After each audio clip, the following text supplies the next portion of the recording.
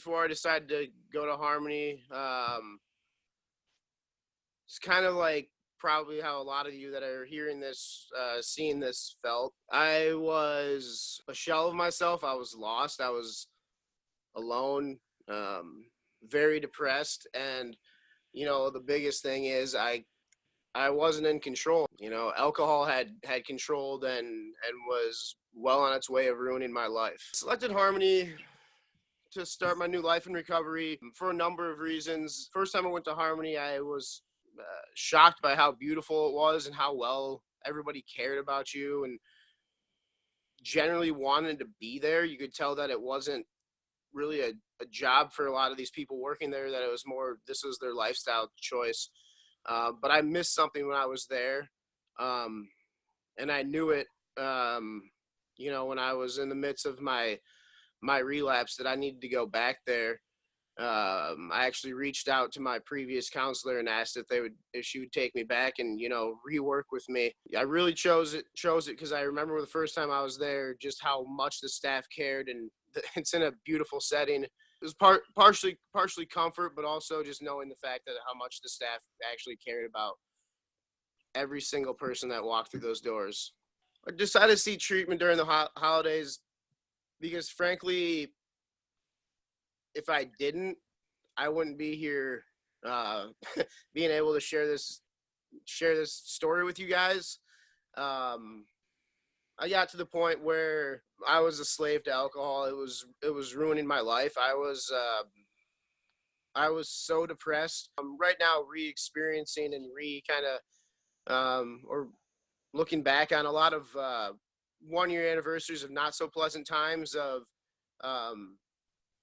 intense, suicidal thoughts, dark thoughts, things that I knew weren't me. I knew that it was, the substance of alcohol were kind of running my life. So if I didn't make a change, if I didn't try to embrace something, I knew it was kind of the end of the game for me.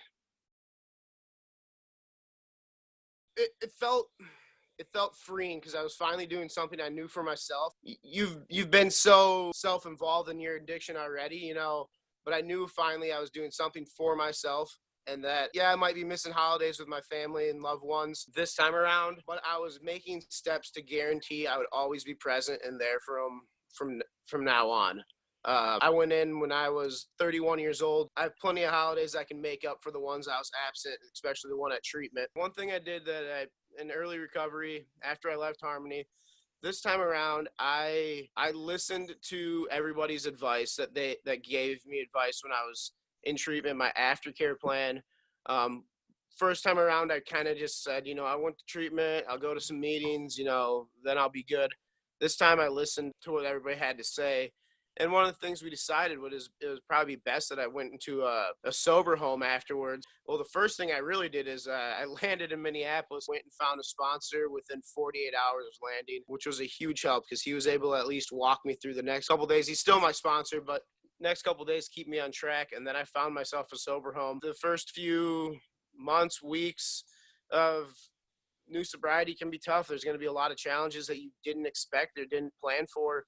And it's good to have other people keep you accountable too, as you kind of, build this new life and build your feet up from under you. The sponsor is a huge thing. Once you get out of treatment, at least find a temporary sponsor and work really hard to find somebody that actually has something that you feel comfortable with. But finding extra accountability, and for me, that was a sober home. Tools that have helped me in my recovery journey here after Harmony is I take time for me. I make a plan that I take time for me every day. Now, that's fun being said, and that's easy to say.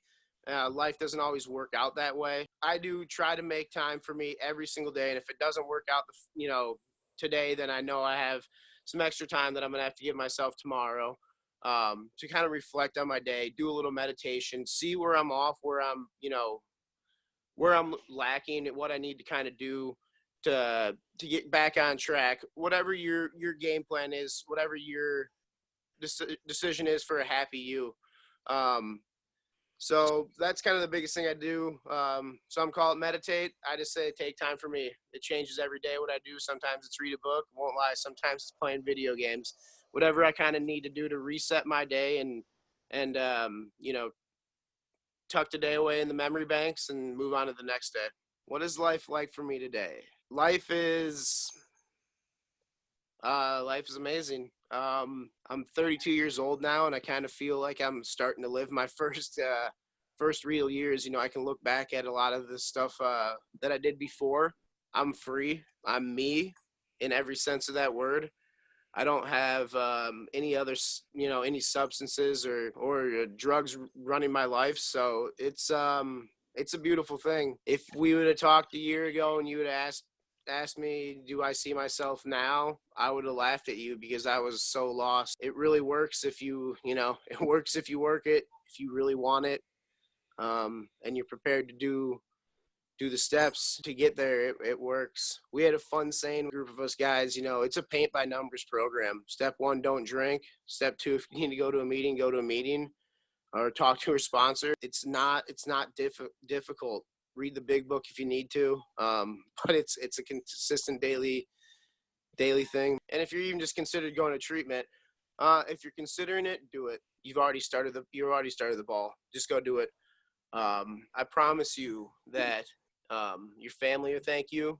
You will thank you. If you're thinking the thought, you need to go. Plain and simple. Get up and do it.